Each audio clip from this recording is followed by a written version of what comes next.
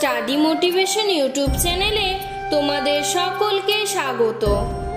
আজকে আমি তোমাদের সামনে স্বাধীনতা দিবসের খুব সুন্দর একটি বক্তব্য তুলে ধরব। আশা করি এই ভিডিওটি তোমাদের ভালো লাগবে, তাই মনোযোগ সহকারে সম্পূর্ণ ভিডিওটি দেখো। শুভ সকাল। এখানে উপস্থিত অতিথিবৃন্দ, শ্রদ্ধেয় শিক্ষক শিক্ষিকাবৃন্দ এবং আমার সহপাঠীবৃন্দ সকলকে জানাই স্বাধীনতা দিবসের আন্তরিক শুভেচ্ছা। আজ 15ই আগস্ট, ভারতের ইতিহাসের এক গুরুত্বপূর্ণ দিন।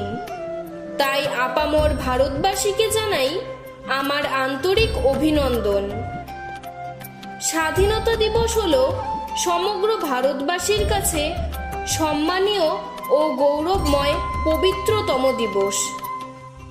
কারণ এই দিনটিতেই 1947 সালে আমাদের প্রাণের প্রিয় দেশ ভারতবর্ষ দীর্ঘ 200 বছরের অত্যাচারী ইংরেজ শাসনের বেড়াজাল থেকে মুক্ত হয়েছিল।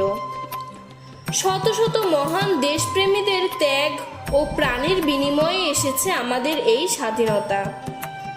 সেই সকল মহান দেশপ্রেমীরা হলেন নেতাজি সুভাষচন্দ্র বসু, মহাত্মা গান্ধী, ভগৎ সিং, ক্ষুদিরাম বসু, বিনয় বাদল দীনেশ, মাস্টারদা সূর্য সেন প্রমুখ। আমাদের এই স্বাধীনতা আন্দোলনে পুরুষদের পাশাপাশি মহিলাদের ভূমিকাও ছিল গুরুত্বপূর্ণ। মাতঙ্গিনী হাজরা, প্রীতিলতা ওয়াদ্দেদার, বীণা দাস, কল্পনা দত্ত, ঝাঁসির রানী লক্ষ্মীবাঈ প্রমুখ নারীরা নিজেদের জীবন বিসর্জন দিয়ে আমাদের দেশের স্বাধীনতা অর্জন করেছেন। তাই এই শুভ দিনে প্রত্যেক মহান অমর হয়ে যাওয়া শহীদদের সম্মান ও শ্রদ্ধা জানাই।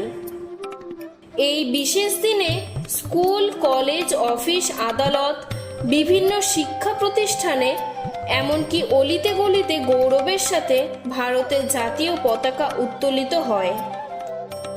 জাতীয় সঙ্গীত, দেশাত্মবোধক গান, নাচ, বক্তৃতা, কুচকাওয়াজ এবং বিভিন্ন রকম সাংস্কৃতিক অনুষ্ঠানের মাধ্যমে স্বাধীনতার বীর শহীদদের মূর্তিতে ফুল ও মালা অর্পণ করা হয়।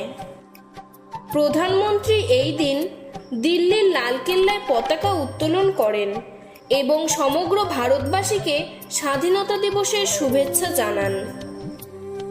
সমগ্র ভারতবর্ষে জাতি, ধর্ম, বর্ণ নির্বিশেষে যথাযথ মর্যাদা ও শ্রদ্ধার সঙ্গে এই দিনটি পালন করা হয়। আমি একজন ভারতীয় হিসেবে খুবই গর্বিত। আমার দেশ মহান দেশ। ভারত মাতাকে প্রণাম এবং সকল ভারতবাসীর উদ্দেশ্যে ভালোবাসা জানিয়ে আমার বক্তব্য আজ এখানেই শেষ করছি। জয় হিন্দ, বন্দে মাতরম।